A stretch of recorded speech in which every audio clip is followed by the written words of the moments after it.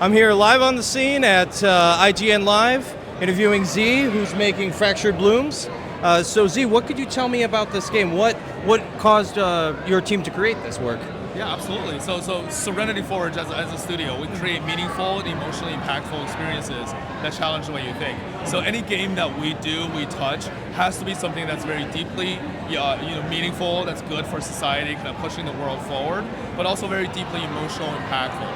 It's something that really generates strong, lasting, timeless impact on the player. So that's really what Fractured Blooms is. It's made with a lot of passion, a lot of heart, and frankly, based off of true stories of myself and my family that are basically messages that we want to share with the world, and that's kind of where the game came from.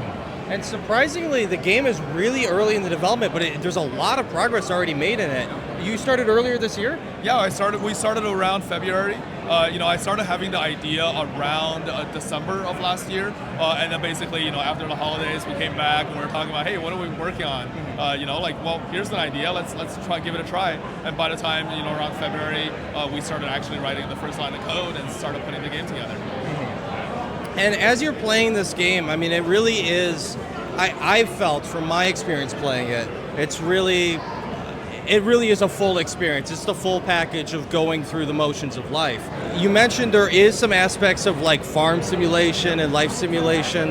What were your inspirations in terms of video games that led you to this work? Right. I mean, I can honestly say that actually the farming and the cooking and all of that was not inspired by video games, not nearly as much. I'm a big gardener. I just love gardening. We're from Colorado, so I always grew up kind of gardening. And cooking is one of my favorite hobbies as well. I just love cooking. So overall, actually a lot of the game mechanics, like managing the farming and thinking about what you should be planting, how you take care of the plants, and then eventually using that that you grew, whatever crops that you grew, to create dishes kind of on the fly, thinking about what kind of ingredients are available to you, and then creating new dishes or recipes that you're stumbling across while you're cooking. I mean, that's what I do in real life. So a lot of that kind of funneled into the game.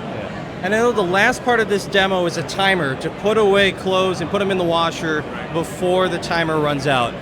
What inspired you to add that mechanic in? Right. I mean, I think the real firm inspiration I probably shouldn't say on camera, just because I kind of want players to discover their own versions of what the game's really about. But it is something that's very deeply meaningful, and my guess is that if you're in a position where this game is made for you, which is really everybody, when you experience that timer, when you experience that rush, that very oppressive, that very nuanced and painful rush of having to get things done on time, I hope that fans will be able to play that game and kind of draw their conclusions on what that means for them.